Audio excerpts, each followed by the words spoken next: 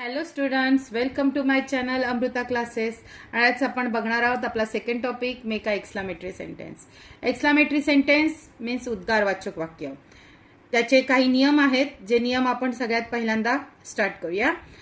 बघा, exclamatory sentence करताना आपण वाक्याची सुरुवात व्हॉट, ए, व्हॉट, अँड किंवा हाऊने करायची असते. आता ते डिपेंड्स ऑन द सेंटेन्स, ते वाक्यावर अवलंबून असतं.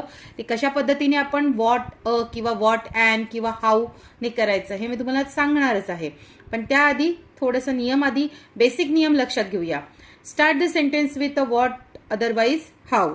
Then remove the exceeding word. आता एक्सेडिंग वर्ड म्हणजे काय, की वाक्यामध्ये काही असे वर्ड्स येतात की जे एक्सेडिंग असतात, की ज्याला आपण मराठीत अतिशयोक्ती दर्शवणारे शब्द असे म्हणतो.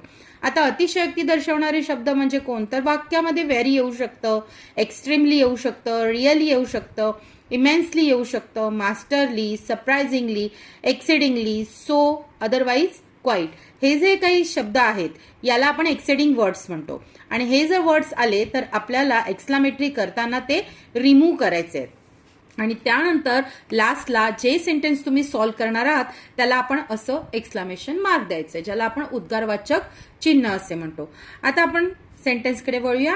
सगळ्यात पहिल्यांदा मी तुम्हाला सांगितलं की एक्सक्लामेटरी करताना आपण वाक्याची सुरुवात व्हॉटने, अदरवाईज हाऊने करायची. मग आता आपण व्हॉटची वाक्य बघूया आणि त्यानंतर आपण हाऊची वाक्य बघूया. ओके, सगळ्यात पहिल्यांदा व्हॉटने स्टार्ट होणारी वाक्य बघूया.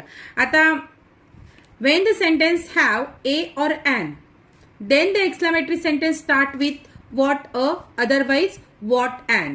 तुमच्या लक्षात आलंच असेल काय म्हणते मी, की जर वाक्यामध्ये a किंवा an असेल तर वाक्याची सुरुवात आपल्याला a असेल तर what a ने करायची किंवा an असेल तर what and ने करायची.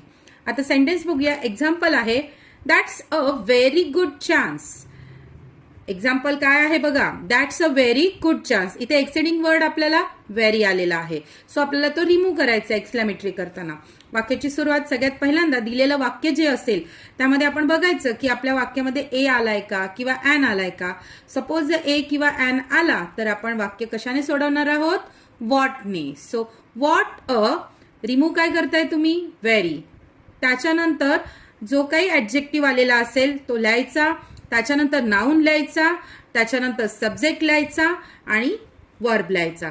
असा हा फॉर्म आहे एक्सक्लामेटरीचा. Okay, what a good chance that is, exclamation, do the exclamation mark. हा इथे मी तुम्हाला फॉर्म्युला टाकलेला आहे.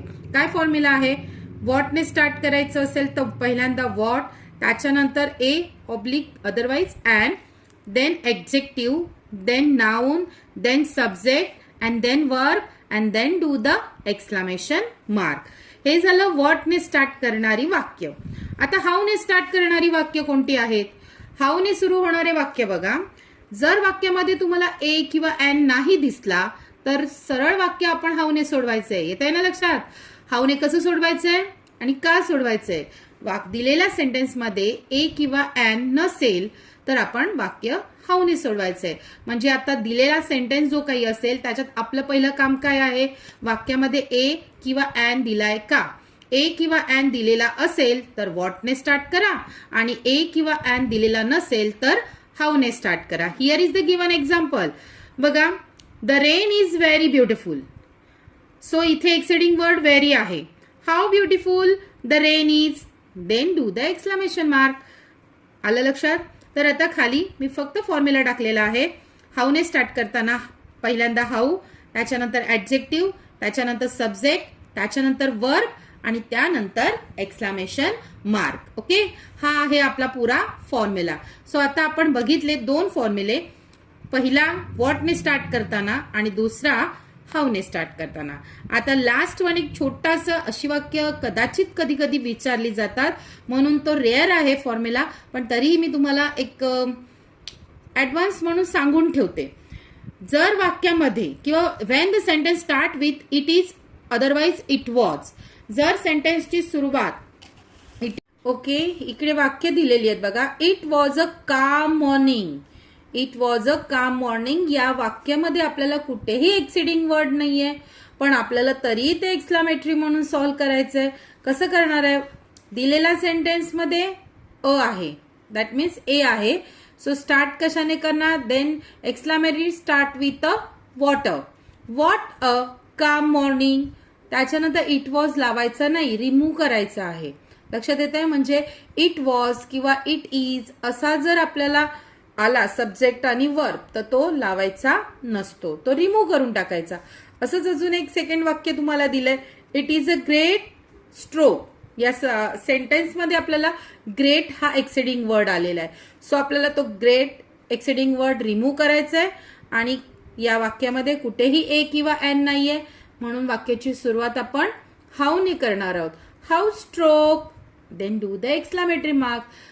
येते ना लक्षात? आपण एक्सक्लामेटरी करताना आपण ज्या वेळेला उद्गारतो, कुठलीही गोष्ट उद्गारली जाते त्यावेळेला आपण ते उद्गारवाचक वाक्य म्हणजे एक्सक्लामेटरी सेंटेन्स अशा स्वरूपामध्ये लिहायचे. ओके.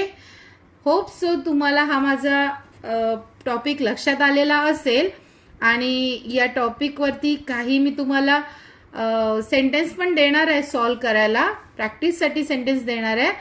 सो ते मला कमेंटमध्ये सॉल्व करून सांगा तुम्हाला जमतायत का आणि माझा व्हिडिओ तुम्हाला कसा वाटला कमेंट करून मला नक्की सांगा. आणि असेच मी तुम्हाला अजून इंग्लिश ग्रामरचे रोज मी व्हिडिओज पाठवत राहणार आहे. तुम्ही माझ्या चॅनलला सबस्क्राईब करा आणि मला मोटिवेट सुद्धा करा.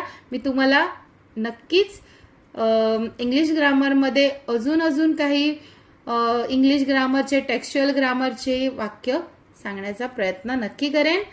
Okay. Thanks for watching my channel.